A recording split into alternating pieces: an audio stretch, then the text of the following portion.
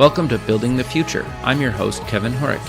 You can check out the radio version of the show every Tuesdays and Thursdays at 2 p.m. Eastern on WDJY 99.1 in Atlanta. We also air on a podcasting network in Los Angeles called the 405 Media. There's a TV version of the show that airs on KMVT 15 in Silicon Valley at 8 p.m. Pacific on Tuesday nights. Both versions of the show air in other states. For these show times, plus past episodes, please visit the show's website at buildingthefutureshow.com.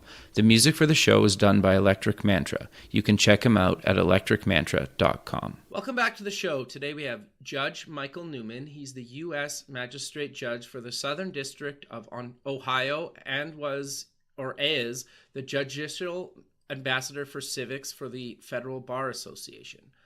Judge Michael Newman, welcome to the show. Thanks, Kevin. It's an honor to be on the show with you this afternoon. Thanks so much. Yeah, I'm excited to have you on the show. I've never had a judge on the show before, and I think you have kind of an interesting journey to how you got there. I think what you're doing now, especially with reaching out to young people and kind of getting them involved in all this stuff, is really interesting and cool. But maybe before we kind of get into all that fun stuff, let's get to know you a little bit better and start off with where you grew up. Sure.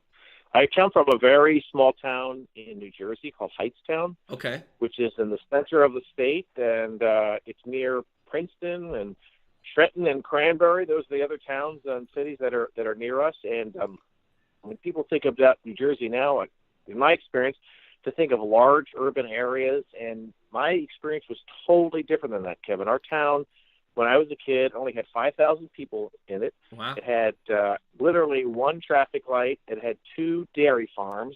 We were way, way out in the country. And it's funny, these things that you experience through life that really have a big impact on you. I think growing up like that had a very big impact on me. Our town had a little newspaper, about 5 pages long, called the Hightstown Gazette. It had been run by the same family since the middle of the 1800s. Wow. And some of the people in our small town had never been more than a half an hour outside of our town. They just never traveled anywhere. Wow. So, which when I was younger, Kevin, I thought that was so interesting because New York City was an hour to our north, and Philadelphia was an hour to the south, two really huge cities, of course. Sure. And yet here we were kind of out in the country, and some of the people like me, I couldn't wait to go visit New York and visit Philadelphia. My parents were very kind and took us in the car. We made lots of car trips and did all the sorts of things you would think about doing in New York City, going to the plays and opera and going to the Empire State Building, and same with Philadelphia. But there were people in our town who never really went anywhere, and I just thought that's an interesting way of living your life. For me, I think the more people you meet and the more experiences you have, the more you grow as a person. Sure. I don't mean that in a negative way, but I think growing up in that small town environment, seeing people in the small town who love being there, and it really still has very much a place in my heart, and I'm very proud of being from there. But then also having these other experiences, like I lived for a short time in New York City, just a very different experience. And when you kind of process that and put it all together, it makes you who you are. No, I 100% agree. I think it's interesting, to your point, like when people born and raised don't really travel that far out of that, small town, it always kind of fascinates me that they don't really seem to have any desire to leave or travel. I don't know. I like to travel, so it's a little bit foreign to me, but I guess whatever works for people, right? So, no, that's cool. So I'm curious, though, you obviously went to university. Where did you go, and what got you passionate about going into law? Oh, all right. So a couple of questions there. I did go to NYU, New York University in Manhattan, and I went to the film program, the film school, which I loved a lot. I've always had a passion for photography, and that's what led me to it. And I like to write. So really, if you think about it, filmmaking was kind of a natural extension of that. Sure. But my dad was a lawyer. My parents were poor, quite frankly. My mom never went to college, and my dad did go, but he went because he was able to work his way through college. He went to the University of Cincinnati, and on a co-op engineering program back in the 1930s, And then he stopped his education for World War II. And then after World War II, came back. He served in the Navy, and then came back and finished his education. So my parents were not wealthy people at all. My dad, because of a job, ended up in New Jersey, and then where he met my mom. And then my dad, after World War II, had gone off to law school. Oh, interesting. But so here I am, a kid in a small town in New Jersey, and I really had a passion for photography and writing. And my parents, who were, pretty straight-laced people, and I think partially that's because of their upbringing and having survived the Great Depression or World War II. And they said if it really is what your heart's desire, we will support you to go to film school.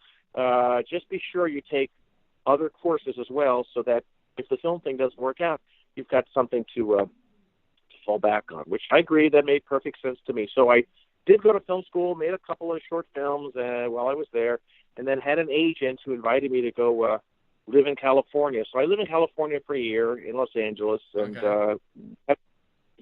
spent a lot of time doing writing work out there. And the truth is, the people in Los Angeles were nice.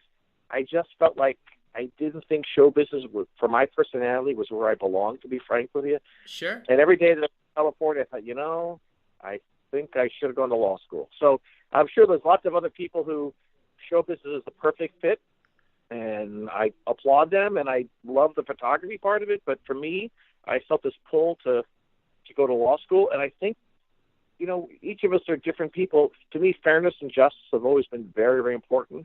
And even when I was a kid in our little small town of New Jersey, when I saw instances where I thought injustice was happening, I felt compelled to stand up and try to do something about it. And I think when I was in California, I just thought, I think I could have a great career in show business, which would be awesome. But the truth is, I think there's this deeper pull, and that really drove me to go to law school. So I went to American University in Washington, D.C. Okay. And I loved it. It was a great school. And when I came out, I had a chance to clerk for a federal judge in Ohio, in Cincinnati. He's a magistrate judge like me. His name is Jack Sherman Jr. He's now retired, a wonderful person. And I remember talking to my parents, and they said, you have a chance to be in Ohio. You're going to love Cincinnati, where he was. And they thought, from everything I'd said, Judge Sherman seemed like a great person. And so I went thinking that I'd be in Cincinnati for a year or two or three. And it turned out Judge Sherman and I just really hit it off. And if you're lucky enough to have a mentor in life, and I've had many, but if you're lucky enough to really hit it off with a mentor, my advice is savor every minute of you can. And Judge Sherman was really, really a wonderful mentor to me. He remains a very good friend to this day. And after Judge Sherman, I got a chance to clerk for another judge, Nathaniel Jones, who's very influential in the civil rights movement in America.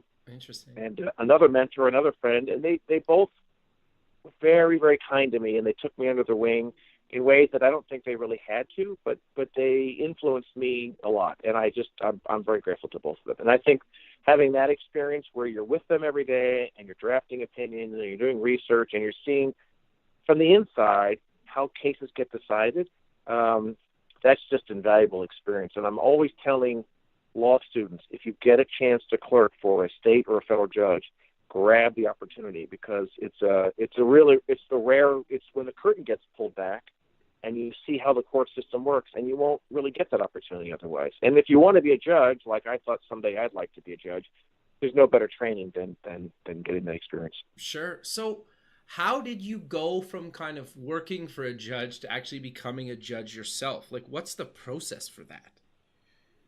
Well, it was a long and kind of tortured process, I'll be honest with you. There are some people in life who I think doors just open for very easily, sure. And I've never been one of those people. In my life experience, everything has always been more of the school of hard knocks, and sometimes you have to try multiple times. I wanted very, very much to be a judge for a long time, but I also knew you'd have to have the politics would have to work out. People would have to see what your different talents were. Here in Ohio, it's a very, very competitive process, certainly, understandably. And so what happened in my case is I clerked for many years, and then I went to a law firm in downtown Cincinnati named Dinsmore and Scholl, and I had some great mentors at Dinsmore. George Vinson, who was a managing partner, Mike Hawkins, who was a in the Labor and Employment Department. And I think I started to shine, quite frankly, when I was there and I got to litigate cases. And I found that I just really liked to litigate because I was a zealous advocate, but at the same time, because of all the court experience I had, I was really preoccupied with fairness and justice and making sure the law was applied correctly. That led to me doing a lot of work in the Federal Bar Association, which is what I had already been involved with, but it really kind of brought me to the forefront of folks, and then locally, and then later nationally. So I got in these national leadership roles in the FBA pretty quickly. And then when I made partner quickly at the Dinsmore firm in just 3 years, which is a short period of time, I think that brought me to the attention of people. And I don't know, they never told this to me, but I kind of get the feeling people said, "Look, gosh, he made partner pretty quickly. He must have a lot on the ball." And then I did a lot of pro bono work, Kevin, and I think that was really significant. So I had clerked on the Sixth Circuit Court of Appeals. The Sixth Circuit asked me to do a case pro bono. It means you don't charge any money for it, and it was to represent someone who had been charged with a crime. He had been convicted, his appeals were exhausted, and now it was time for what is called his habeas corpus case. And I won that, and those are pretty hard to win. Sure. And once I won that case, I think that was another instance where people said, you must, to win that, and you must have a lot on the ball.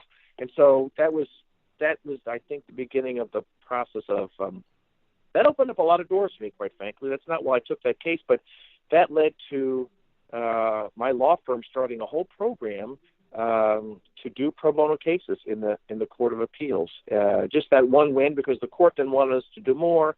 I went to the managing partner, and the managing partner said, "Well, Michael, if that's what you want to do, I fully support it, and we'll use it as a way to train young people." So I ended up training and working with lots of young people and mentoring them how to write appellate briefs, how to argue in the courts of appeals, and particularly in what we call the Sixth Circuit Court of Appeals here in Ohio.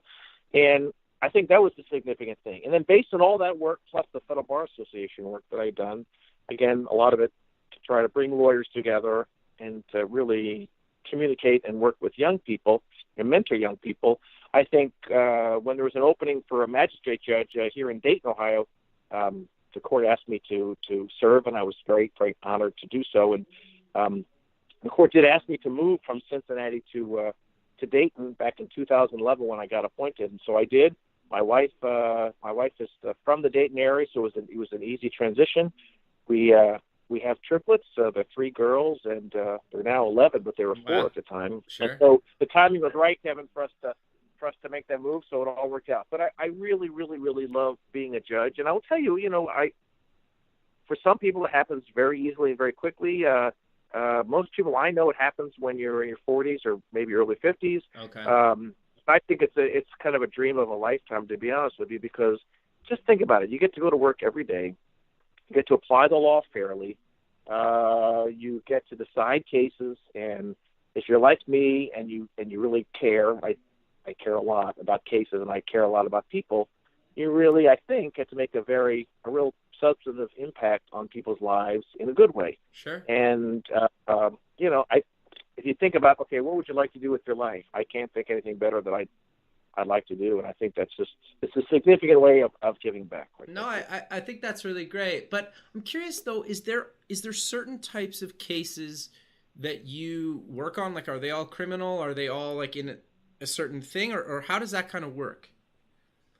Sure. So the kinds of cases that I hear, I'm a magistrate judge, so I can only sentence people to prison if I do sentence them for a year or less on misdemeanors. Okay. So I hear many, many, many misdemeanors. We have a gigantic, huge Air Force base. Wright-Patt Air Force Base is located within 10 minutes of the courthouse. So all of the misdemeanor crimes, and there are hundreds of them, come before me, which could range from shoplifting to hitting someone, committing assault, to minor drug offenses, to driving while intoxicated, what we call DUIs. Sure. I've had cases of people shooting deer on the Air Force property. I mean, I've had a wide range of cases. And then we have a large Veterans Administration hospital here as well. Okay. So all the misdemeanor crimes that come out of the VA, I hear as well.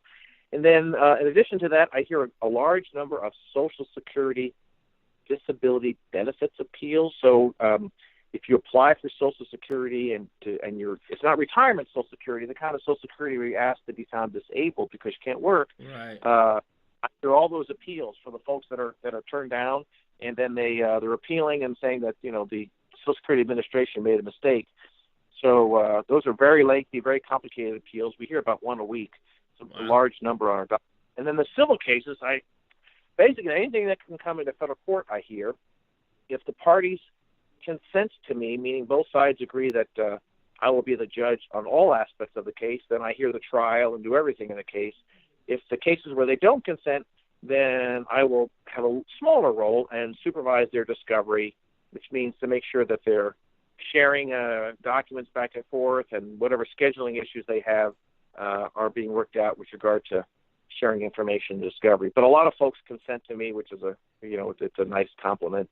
And so I have a very large consent docket. And then something else we started in the past year or two, which relates back to the to veterans cases. We started a veterans treatment court here. Okay. I think we're the only one in the federal system in the state of Ohio at this point. I could be wrong. I think we're one of the first 10 in the country. So if you're a veteran, you're charged with a crime, which could be disorderly conduct or sneaking something onto the VA hospital, such as a liquor or something like that. Okay. And you come before me, you're charged with a crime, you can voluntarily elect to go into this treatment court. And the treatment court is an attempt to get the veterans the treatment that they need and put them in a better place, quite frankly. And it's been successful. We've had almost 50 veterans graduate from the program. Wow.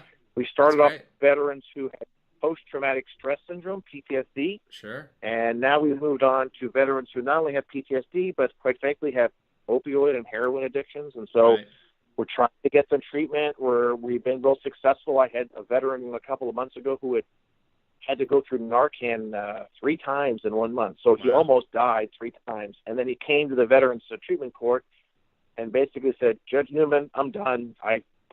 I'm begging for help. I've hit a roadblock in life. I almost died 3 times this month. I need treatment. I admit it. And we got him treatment. We got him to go into inpatient treatment, and he's a different person today. So that's just, to do that makes you feel like the system's working and it's all worthwhile. And at the end of that process, if you come for 6 months in front of me and you do what we ask you to do, and also we have social workers here from the VA making sure you're going to get the medical and drug treatment you need. If you do all that, your criminal charges are dismissed. So it's kind of it's a win-win for everybody. The veterans win because they get treatment. Sure. They don't have a criminal record.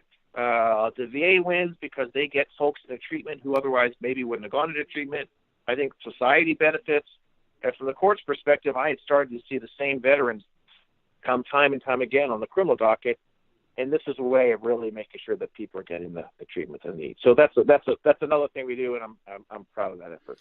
No, I think that's really great, man. That's really great. So you have this really cool kind of innovative outreach program for young people, and it was kind of the one of the big reasons I wanted to have you on the show. So what exactly is it, and kind of why did you decide to get involved with it? Sure. So here's the program.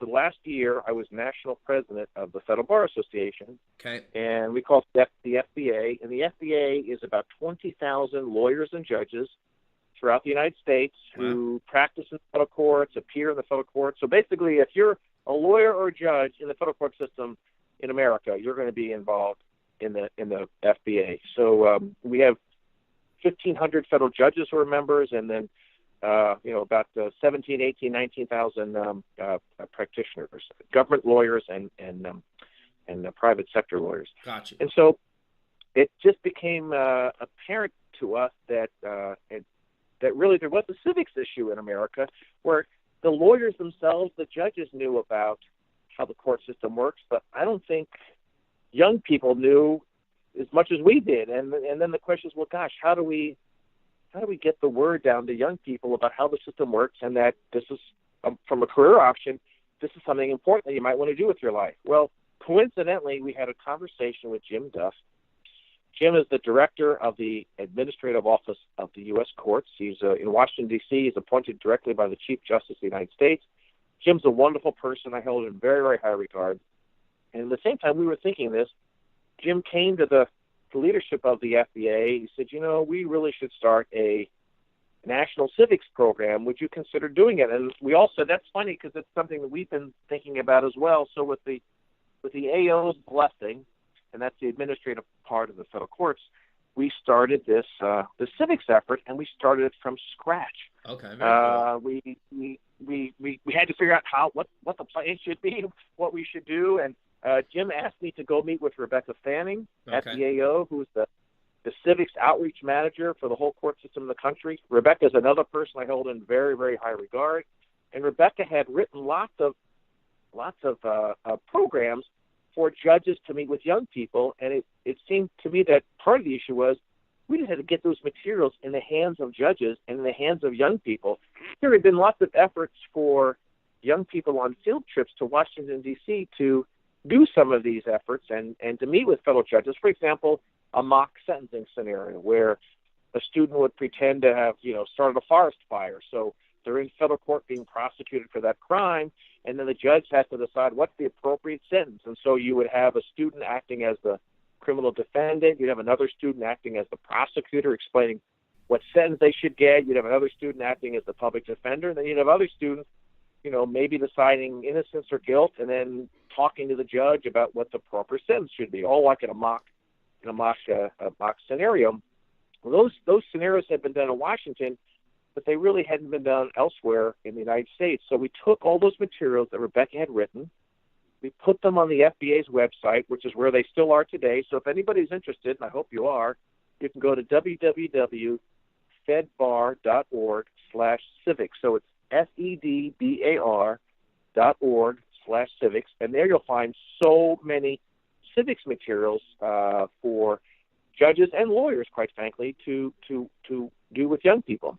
That's very cool. So we took those materials, we put them on the website, and then last year when I was president, I went around the country meeting with judges and talking to judges and emailing judges and phone calling judges just to say, would you please consider meeting with young people? I think you're going to find it really beneficial. And this fascinating thing happened, Kevin.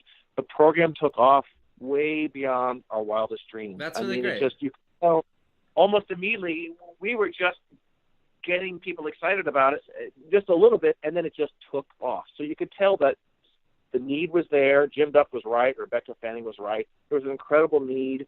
The students loved it. The judges loved it.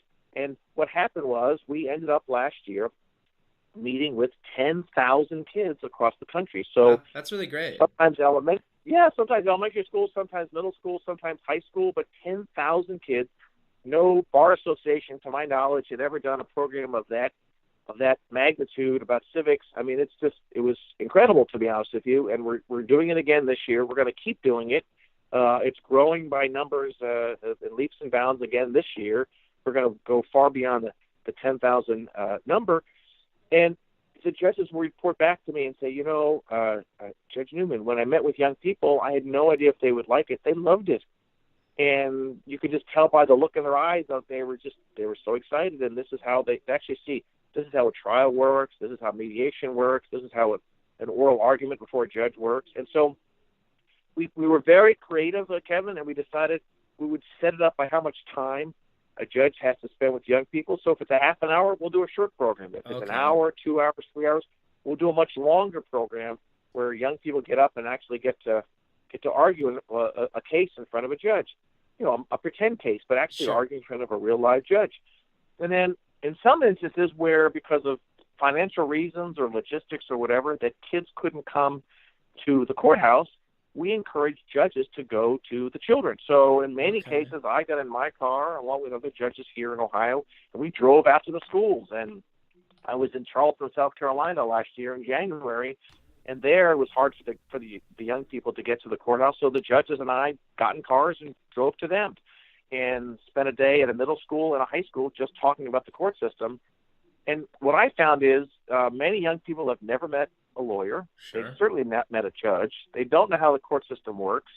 They were really excited to hear firsthand how the process actually goes about working. And then they had questions like, well, okay, Judge Newman, how are you fair every day? How hard is it to be fair? And what do you do if you have a conflict? And what do you do if you have a case where the law is really complicated? Do you have enough time to go off and prep? And how does that all work? So just the background details of actually the day-to-day workings of being a judge and ensuring fairness and due process, they wanted to hear all that. And my goodness, I was honored to explain all that to them. The other thing I'll say, Kevin, and just leave you with this one Sure. final thought about the program. Many of the young people had never thought about being a lawyer or ever thought about being a judge before. And so to me, an added benefit, an added bonus was you get to talk to young people about career options. And I'll tell you, when I was younger, I don't know what your childhood was like, but, I told you I grew up in a small town. Yeah. With all due respect, there just weren't lots of people to talk to. I didn't have mentors when I was a kid. And so to try to be an example to young people, or hopefully to be a mentor to young people, to talk to them about, hey, if you're 18 years old or younger and you don't know what to do yet with your life, it's okay. Because I certainly didn't know what I wanted to do when I was that age. Sure. But to expose them to career options and different things they can do with their life, that's a huge added bonus of this program. It's something, quite frankly, when we started doing it, it didn't even occur to me that would be such a bonus. And now I think what's happened is, and I've talked to lots of judges around the country about this, we collectively, I think we feel like we're educating the next generation of lawyers and hopefully judges in America. And, that 10,000 number of kids, that's a large number of kids. And I think some significant portion of those kids are going to be lawyers, and hopefully some of them will be judges. And hopefully you've ignited a spark in them and gotten them excited about that process. I just, that makes me happy at the end of the day. No, sure. I think the thing that's interesting about kind of what you guys are doing is, I think, at least in my experience kind of growing up, until you maybe get older and you actually start, maybe you buy your first house or something like that might be your first experience with kind of a lawyer. And I get that it's, unless maybe you were in trouble younger on, but like a lot of times maybe your perception of what a lawyer or judge is from TV, right?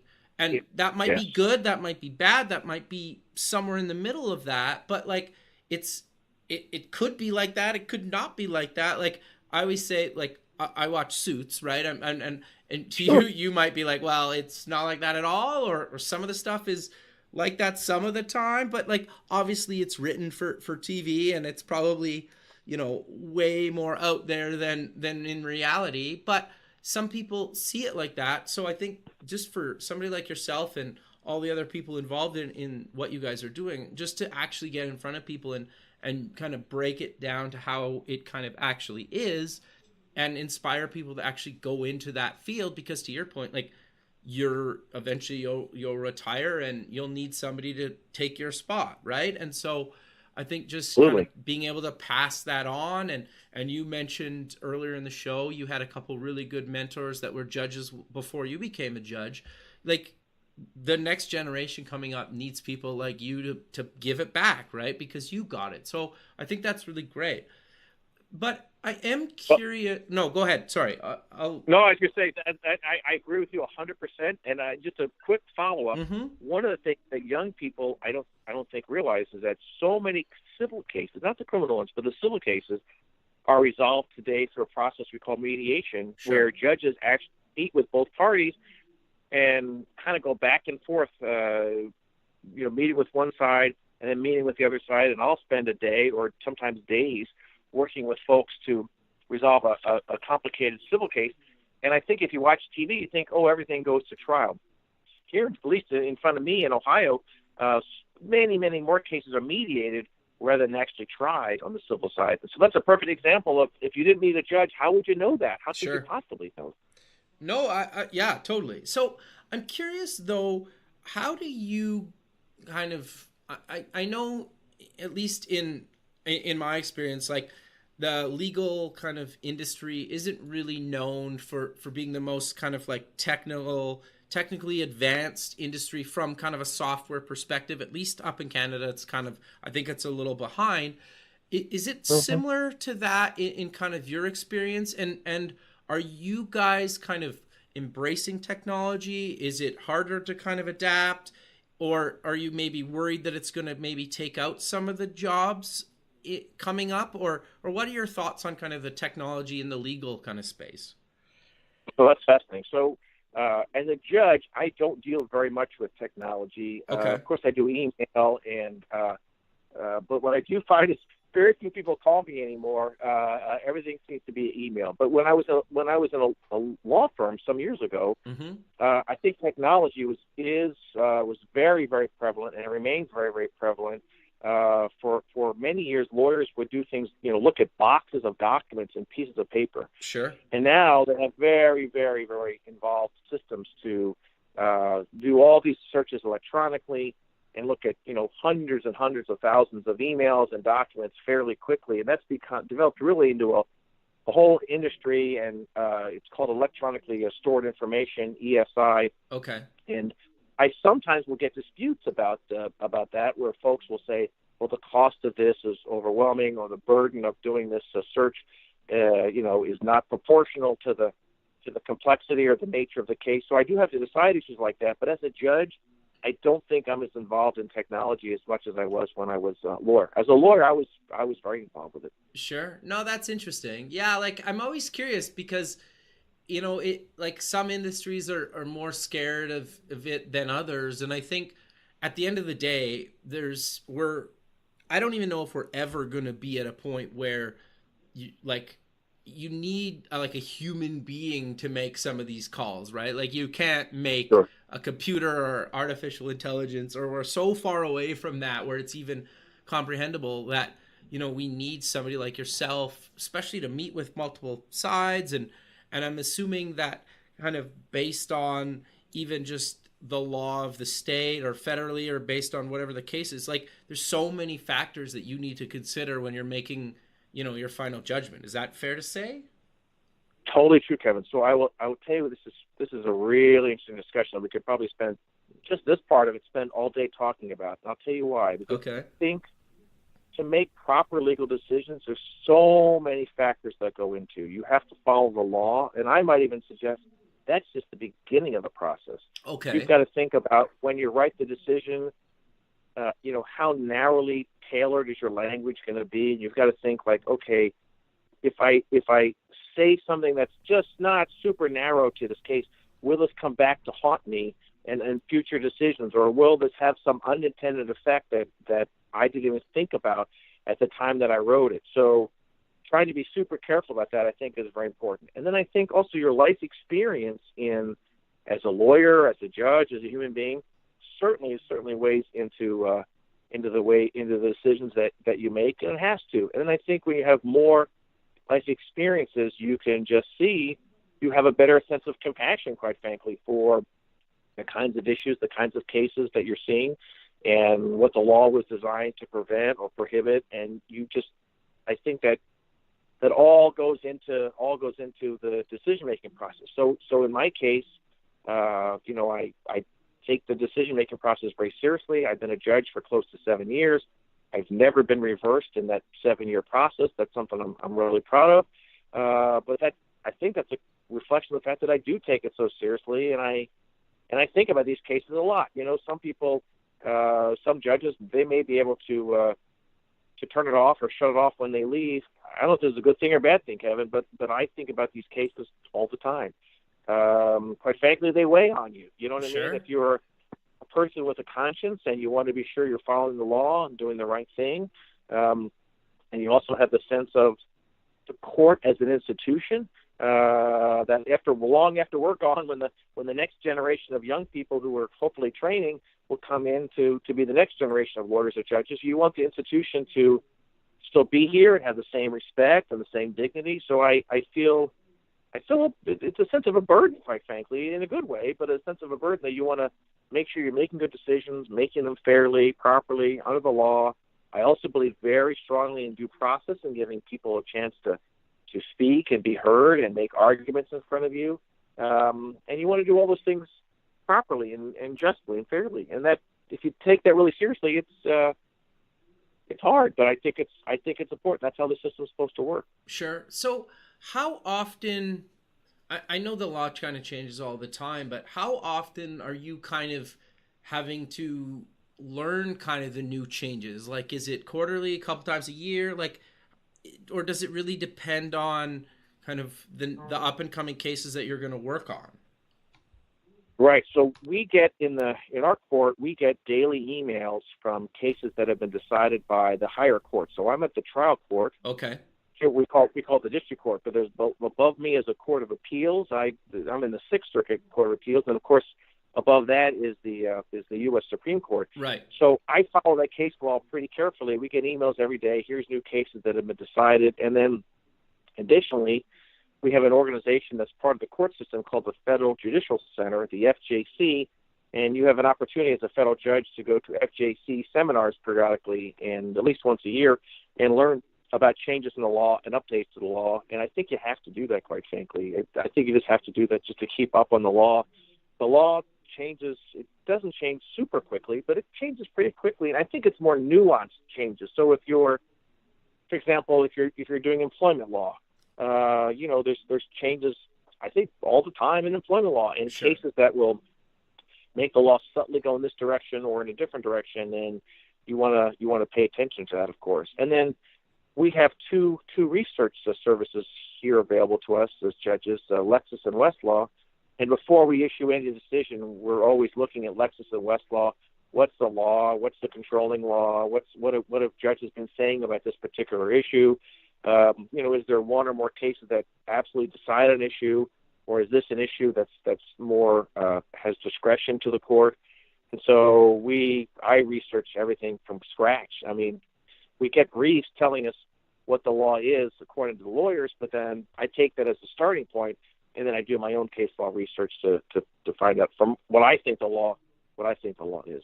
Sure. So there's a lot more that kind of goes on when you're not meeting with, like whether you're either not in court or you're not mediating, like you're doing a lot of stuff kind of behind the scenes. Maybe it's just you and doing research. Fair to say? Correct. So, as a magistrate judge, I have two lawyers. They're called law clerks, but they're really staff attorneys. Okay. Who are able to assist me, and along with me, all the hours of the day that they're here, we work pretty late into the evening. We're researching the law, we're reading motions, we're reading briefs, and I think that's a very, very important role they play. I was a law clerk myself, as we talked about earlier in the conversation, and I think it's the system, I think, just couldn't function without law clerks who are there to help you. And so I have what's called a career law clerk and a term law clerk. The career law clerk is here. Mike Reinhardt is his name, and he's here permanently with me. Okay. And then the term law clerk changes every couple of years. So that's typically, at least in my case, someone who's more recent graduate from a law school. And but we also follow up with email. So my law clerk and I we email late in the evening a lot of times about a case or what happened that day and what we're thinking about doing on a particular motion or particular dispute. We do take that real seriously, and it's one of those things where you think the workload's never done.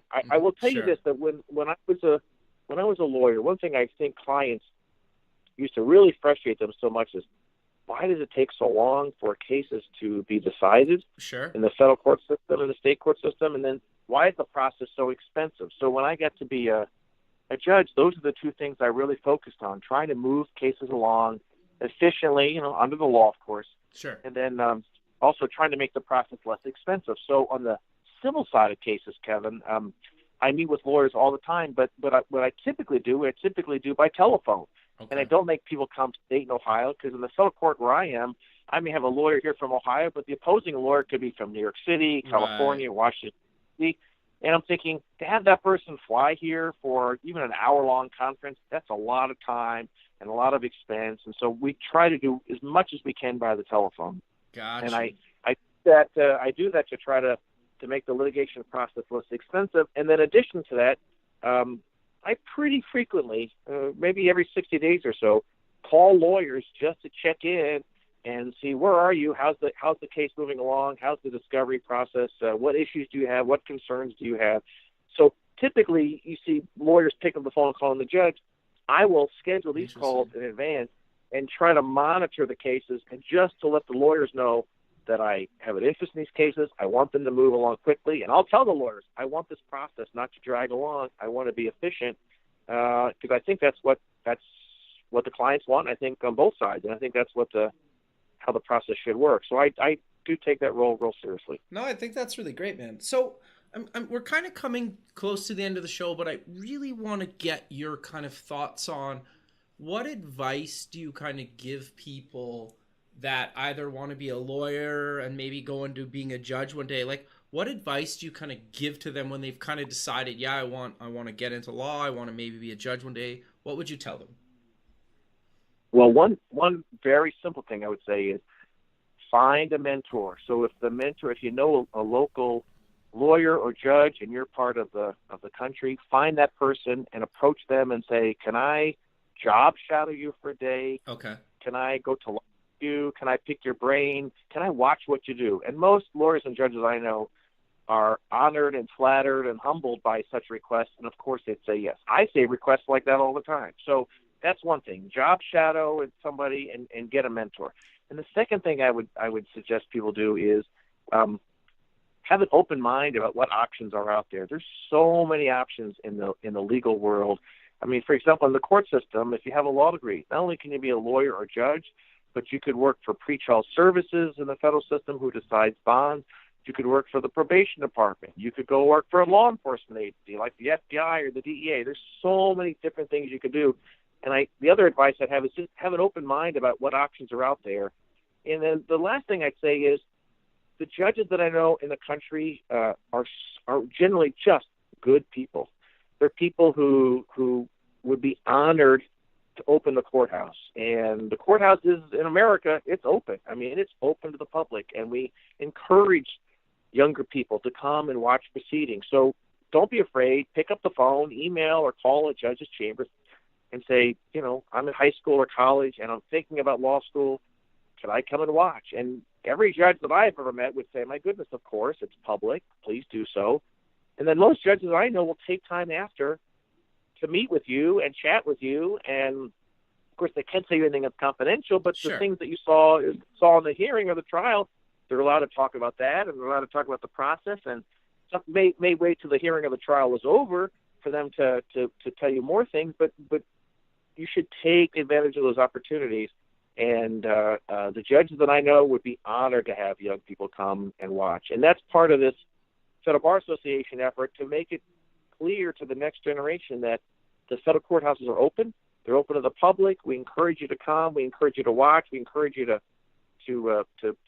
try to start having a relationship with judges and lawyers and to train the next generation of young people, but also to let the next generation know these are career options that are out there that exist for you, and your life really can have a purpose, and to be able to follow the law and be fair and due process every day, that's significant.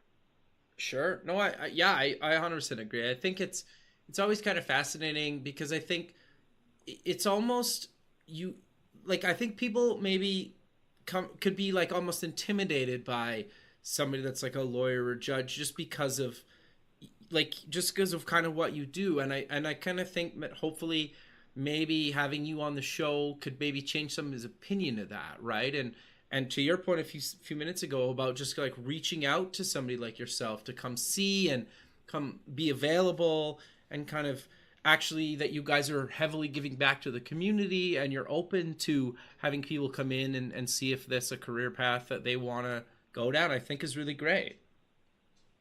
So I'll tell you, Kevin, I go so far out of my way to try to demystify the process. Sure. And try to let people know that I'm not scary. I'm sure there's other judges in the world that are scary. I get all that, but I think for my role in the Federal Bar Association and in the legal world, yeah, I think it's important to know that, okay, yes, there are times in court you got to be scary. I get sure. that. I respect that. I am that way but for the most part, when you're meeting with young people and you're trying to get them to come into the courthouse and make them realize what this process is about, it doesn't serve anyone's purpose by being scary. So I don't Sure. think I try to be really open and really approachable, and I think that's a good way to go through your life. No, I 100% agree, man. But we're coming to the end of the show, so let's close with mentioning where people can get more information about all the stuff that you talked about throughout the show.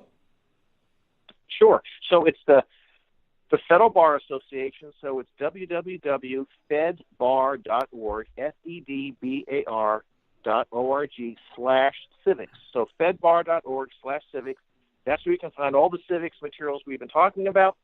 And the Bar Association is also doing, in the month of April, a National Community Outreach Project, what we call NCOP. On the main page of the Federal Bar Association, fedbar.org, you'll find more information about that program, which is a month-long effort to reach out to young people, get them into federal courthouses, have them meet federal judges, the same kind of stuff we've been talking about today, but we really ramp it up in the month of April to try to do a special focus during that month. So, Kevin, I really appreciate the opportunity to be on the show. It's been an honor chatting with you, and I'm delighted to get the word out about these different programs we've been doing. Yeah, well, thank you for taking the time out of your busy schedule to be actually on the show and talk about this stuff. I think it's really great. I really appreciate you doing it, and have a good rest of your day, and we'll talk soon. Thank you, Kevin. Thanks so much. Thank you. Okay, bye. Thanks for listening. Please visit the show's website at buildingthefutureshow.com. Also check us out on Facebook at Building the Future Show and follow us on Twitter at Building Show. The music for the show is done by Electric Mantra. You can check him out at electricmantra.com and keep building the future.